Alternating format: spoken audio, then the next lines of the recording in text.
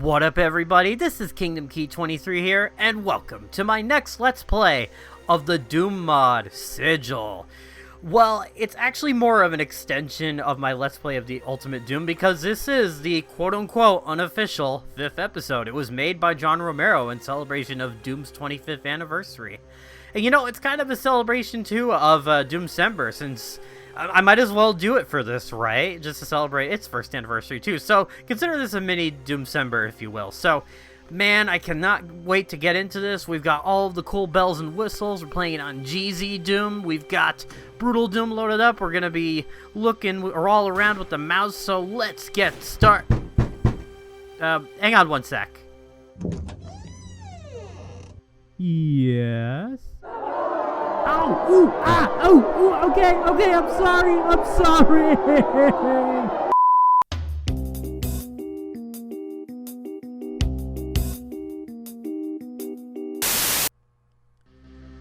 Okay, so I am recording this from a bunker somewhere in the middle of the desert to get away from the Doom fans who wanted to strangle me, much like Baphomet here, for trying to play this mod with modern conventions, because that is not the intended way. Well, at least for a first-time playthrough. You're supposed to play it like as if it came out in the 90s, with that original Doom setup with no mouse look and stuff like that.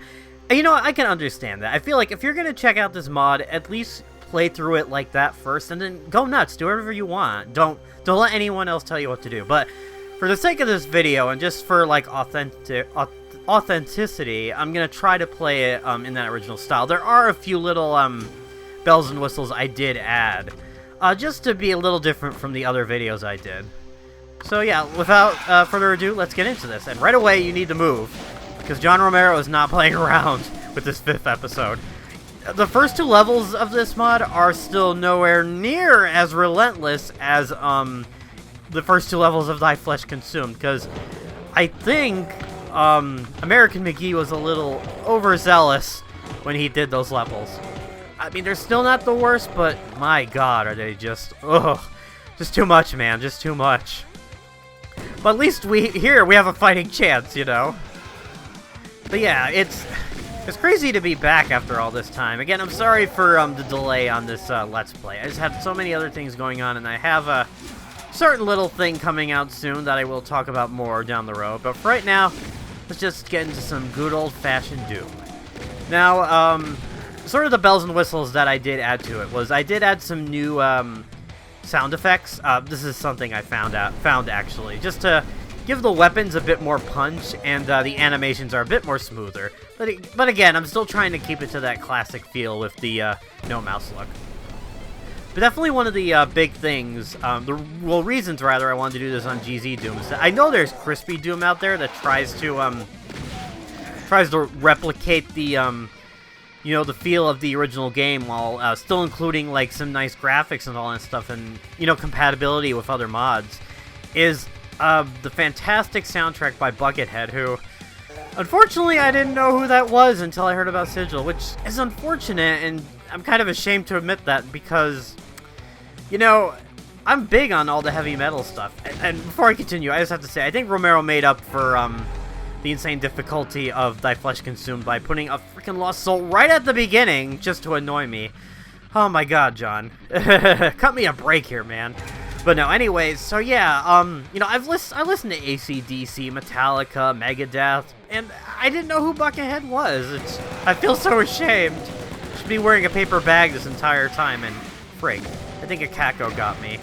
And, you know, yeah, we're starting off with a bunch of Lost Souls. No, Kako's still my favorite after all this time, but still, just right off the bat, we got Lost Souls. I mean, come on, even the first mission of Thy Flesh Consumed didn't have Lost Souls. Give me a break, Romero. Oh, I kid. But yeah, so I like this mod a lot. There are definitely a lot of great things about it. Like, I feel like the structure of the level design is planned out. But there are definitely some annoying things about it, too. And as we'll get into, and I need to get up here, or else I'm going to start getting damage. Of course. And I guess another reason, too, that I wanted to use GZ Doom was so I could keep track of how many secrets I have.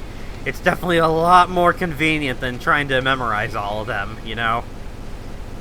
But yeah, I'm still trying to keep it true to what this mod sets out to accomplish. But yeah, as we get further down, we'll definitely see some things that bother me about it. Although, the thing I've noticed with this mod is people seem rather split on it. I mean, I think people like it, but there's just something about it that rubs them the wrong way at moments, and it doesn't seem as, like, great as the other two Doom mods he put out, the Episode 4 remake and the Episode 8 remake, but I don't know.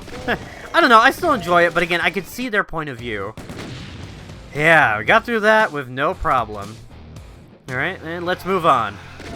Of course, I say that, and you know the drill by now, guys. You know me. Alright. But yeah, so, like with the previous episodes of Doom, we are going to be going for all the secrets. Enemies, I'm not too concerned about. I mean, there are probably better players out there who can do that much better than me, especially people like Zero Master, who, you know, ever since I did my Let's Play of Doom, I discovered who that was, and oh my god. It's just like, you know, by now, I'm already on the second episode, and I'm taking my sweet-ass time, but he would already probably be done with this mod by the time I even finish the second level, and he has done some run-throughs of this mod already. John Romero's like, ha ha ha, let's see someone speedrun this, and two days later, it's Zero Master. It's just like, why can't you concede, Zero Master? Who are you? You know, I kind of would like to know more about him, because he's kind of he's kind of like an enigma almost, because I don't think I've seen his face or like anything. I don't know if he has a Twitter or anything, but yeah, it'd be nice to know a little bit more about him. And we're gonna burn our feet for secrets. Because that's what the lengths I will go to get all of the secrets in these Doom games. But yeah, just a lot has happened with Doom in the past year. So I guess while we're going through here, and already our first Baron, there's going to be a lot of Barons here. So it's Doom 64 all over again. But yeah, probably the biggest thing is Doom Eternal being delayed. And, you know, it's a bummer, but I want Doom Eternal to be the best that it can be. And keep sort of this momentum going with Doom, the second coming of Doom. Like, I said it before that Doom mods have been keeping Doom alive, but at the same time, the sort of having that mainstream exposure can really help in the end and can get more people invested and learn more about, like, oh, you can actually play these alt modifications and stuff with it. The unfortunate thing is people have been getting kind of salty about the delay of Doom Eternal. And I don't know why. It's funny because I remember when Pokemon Sword, the whole fiasco of Pokemon Sword and Shield, and people were just like, oh, they should delay the game just so they can get a lot of things right with it. I'm like, okay, I can see that argument, but Doom Eternal gets delayed and like, oh, this game is going to be bad. It's like, you can't win, man. You really can't. But, you know, you just got to do what you can, all right? Because, you know, I don't know the whole situation with either games, but at the end of the day, you kind of do what you have to do. And I guess the nice thing is we live in a world with, you know, the ability to update games. And oh crap, I better run before the Psybe gets me. We live in a world where we can sort of just update games if there's any sort of issue. And I think the Psybe hit me, so that is not a good sign of how this Let's Play is gonna go so far. But yeah, more Lost Souls. Yeah, I missed you guys so much. I really love seeing you guys here. So, when I got that fourth secret, there is actually a Soul Spear there, but I'm saving it up. You really want to be a bit diligent with what you do here, because it is going to get pretty tough, I assure you. And I'm actually going to be dividing this into two parts, just because I feel like I really need to take my time and go over all of the rest of the levels, because they are insanely hard. There's one in particular, I believe it's the penultimate level. That one is insane, and I don't know how I'm gonna do with that, even with all the training and stuff and all the practice I get with this. So yeah, kind of see why I need to save that other Soul Spear there. So I'm gonna go ahead and grab this one now. It'll cause these things to go down. I think there are a few more enemies, and yeah, they come out if you go over to get that that little mini health. And you can actually kill the Cyber Demon, but I am not going to risk it, because you know how that's going to go. So I'm going to just be careful here, try to avoid all the platforms. We're going to take another leap of faith back into the portal and get the Soul Spear. You know, I'm actually going to make a save. So let me do Sigil LP. why not? But yeah, what else is there going on with Doom? Like I said, I've gotten more into the speedrunning thing. I don't know if I'd ever do it myself, but it's a fun watch. I've also watched King Dime. I definitely like him, especially for his personality, because he did Games Done Quick is when I first saw him, so he's a lot of fun to watch. And so the bad guys here are going to come down, and we should probably try to grab some more bullets and get the F out of here. Okay, we did it. On to the next one, Cages of the Damned. And there is actually a, the name does actually have purpose to it. You will see why as we get further into this level. But yeah, speedrunning stuff. Doom 64 is being re-released. I am so psyched about that. In my original review, I said the only way you could play that, like, officially was to get it through the N64, of course, or the Doom mods, but now you'll just be able to get it off of Steam or the Switch. I'm very excited for that. Sad it's coming out with Doom Eternal. But yeah, again, some people got salty about it too because in the trailer they had green blood, but it's like, I think they had to do it just so that it could be showed for a general audience, which, you know, it's kind of difficult for a game as bloody and violent as Doom. But again, what can you do? You just kind of roll with it. I mean, the option is there to do the red blood. So, I mean, I don't get what the problem is. It's being done by Night Dive Studio, and I believe one of the guys from Night Dive Studio, he actually did the Doom 64 EX mod. So, I think we're in good hands. I think you just need to give it a fair chance and see how it plays out. Because I'm very confident in it. I mean, I hope that doesn't come back to bite me when the game actually comes out, you know? So, I'm going to make a save right here. But yeah, so I was talking about earlier with Sigil just kind of having sort of a split reaction. I don't know if it's because maybe a lot of people don't get the gist behind it, is that you have to play it with the original setup. But I don't know, it's just weird. And I know GGG Man Lives did a review on it too, where he was kind of... I think that is definitely an example where I feel like he kind of missed the point on it. I'm going to be honest. The funny thing too, when I did Doom December, I did talk about some of my Doom influences and how they're part of the community, and I said GGG Man Lives was one of them, and unfortunately, I'm no longer really a fan of his. There's just... I feel like he's been rushing his content lately. I don't know. It's just... Still, you know, I can get it, because a lot of YouTube content creators, they really have to push their stuff out. And, like, it's hard to take breaks, you know? You see why this is called Cage to the Damned, because all the imps here are trapped. But, yeah, I get what that is, but still, I think with any game, if you're going to go ahead and review it, you still need to sort of let everything you do sink in, to sort of understand the mechanics. Because I feel like that might be part of it, too, because he said, like, the super shotgun wasn't in it, and I'm like, well, the idea is it's supposed to be the 5th episode of the original Doom, so it's not going to have all those other things in it, but, I don't know.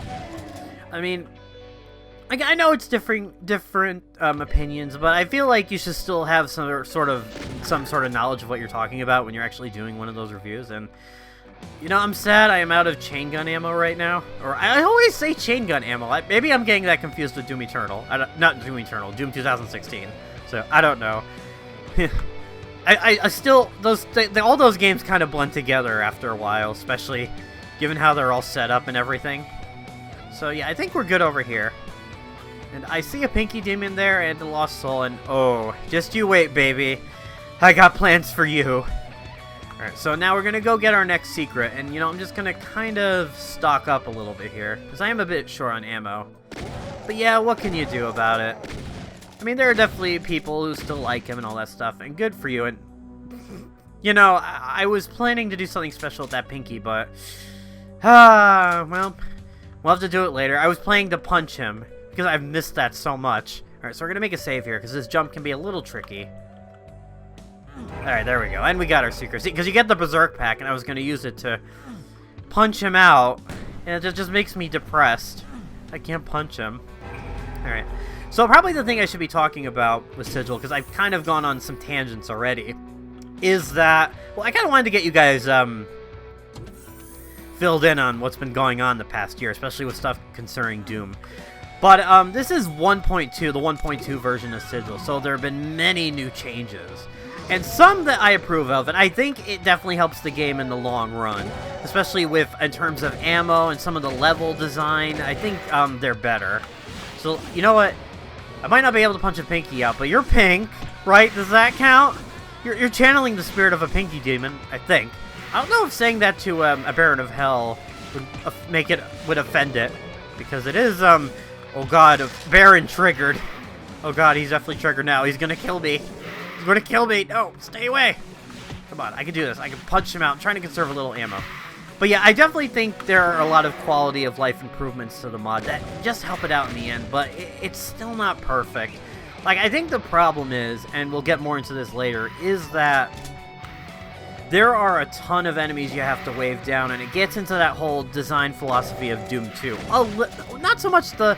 Well, I guess kind of the level structure, but they throw in a lot of bullet sponge enemies, and at times you have to stop to contend with them.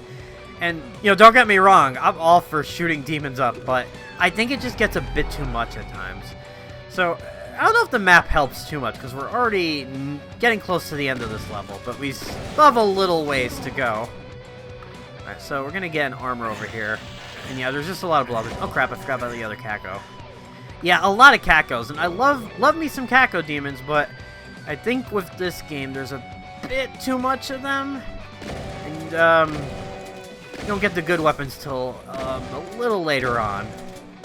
But yeah, no, we can deal with it. We can deal with it.